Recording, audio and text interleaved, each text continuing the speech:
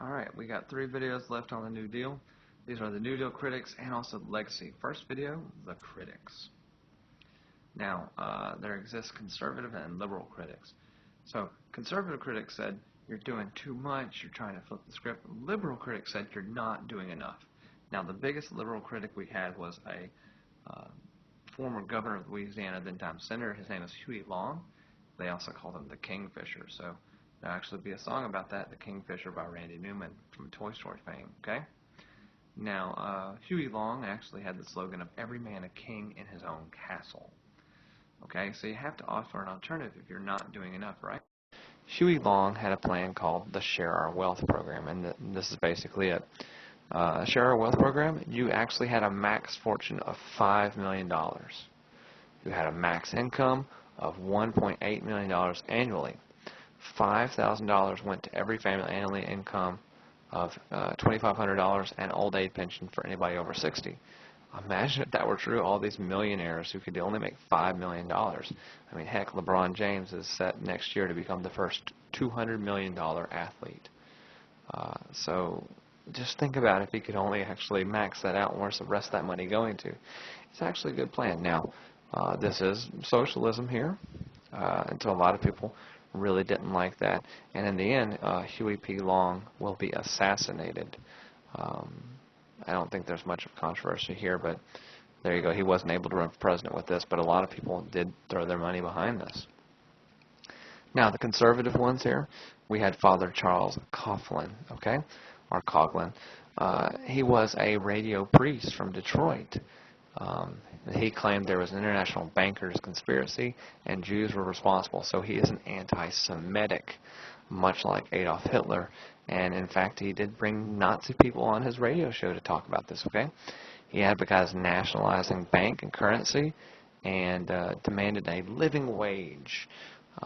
So he had a big show. Now, he cannot run for public office because he is a priest, and due to the feudalism times when we had the Catholic Church in England actually really get in trouble. They have to pick. If you're going to go into the seminary and become a priest, you cannot run for political office. However, he can inspire others, correct?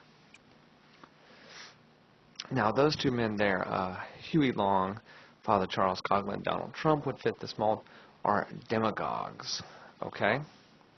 Now, H.L. Mencken once said, the demagogue preaches his doctrine to those, what he knows to be untrue, to men he knows to be idiots.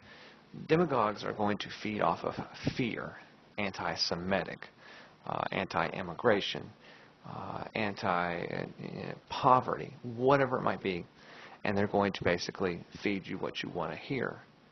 And so be wary of people who sit there and go with something that you think maybe can't happen. Okay? So.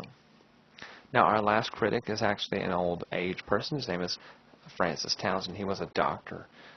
He basically came and said, you're not doing enough for the elderly, and wanted a support for this. And the Social Security Administration, largely in part, was based on listening to this man. So FDR did listen to his critics if he liked it, and tried to move on.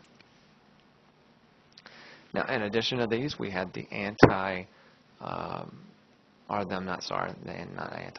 but the American Liberty League, and this is actually run by Al Smith. Al Smith, who was a Catholic, and also, remember, he got smeared. So they were basically saying, is the New Deal socialism? Is this going against it?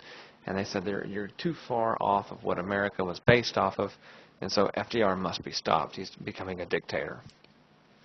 Now, as I mentioned before in that last video about the New Deal programs, the WPA Federal Number 1, the Works Progress, the Federal Art Project, giving millions of dollars to unemployed artists to do anything else but distract people off their bad times and make them feel like they can be a part of something better. Okay? So that's the first one about the New Deal critics.